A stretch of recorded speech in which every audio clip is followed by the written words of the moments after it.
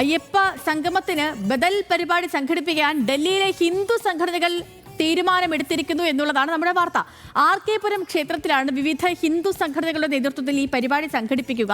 ശബരിമല സ്ത്രീ പ്രവേശനത്തിൽ വിയോജന വിധി എഴുതിയ സുപ്രീം കോടതി ജഡ്ജി ഇന്ദു മൽഹോത്രയും ഇതിൽ പങ്കെടുക്കുമെന്നറിയുന്നു.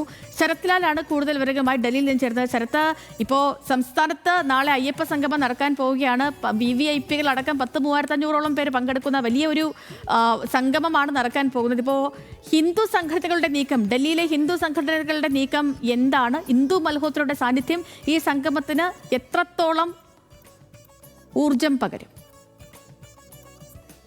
വളരെ വലിയ 1.5 ലക്ഷത്തോളം ആൾക്കാരെ ഹിന്ദുക്കളെ പങ്കെടുപ്പിച്ചുകൊണ്ടുള്ള ഒരു സംഗമമാണ് അവർ ലക്ഷ്യമിടുന്നത് എന്നാണ് RK പുരം അയ്യപ്പ ക്ഷേത്രത്തിന്റെ ഭാരവാഹികൾ അടക്കം വ്യക്തമാക്കുന്നത്. എന്നാൽ ഇന്ദു മൽഹോത്രയാണ് ഈ ചടങ്ങ് ഉദ്ഘാടനം ചെയ്യുന്നത്.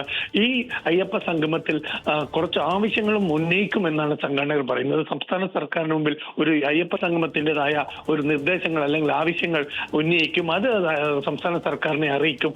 കാരണം പ്രവാസികളായ അയ്യപ്പ ഭക്തന്മാർക്ക് സൗകര്യങ്ങൾ ഉറപ്പുവരുത്തുക, അതേപോലെ തന്നെ വെർച്വൽ സമ്മേളനത്തിലുള്ള പരിഹരിക്കുക, പ്രശ്നങ്ങൾ പരിഹരിക്കുക തുടങ്ങിയ നിരവധി നിർദ്ദേശങ്ങളാണ് ഡൽഹി അയ്യപ്പ സംഗമം മുന്നോട്ട് വെക്കുക എന്നാണ് നമുക്ക് ലഭിക്കുന്ന വിവരം. ഇതാണ് ഇന്ദു മൽഹോത്രയുടെ ഈ സംഗമം ഉദ്ഘാടനം ചെയ്യുന്നതോടെ ദേശീയ ശ്രദ്ധനെ ആകർഷിക്കുമെന്ന് തന്നെയാണ് സംഘാടകരുടെ കണക്കൂട്ടൽ.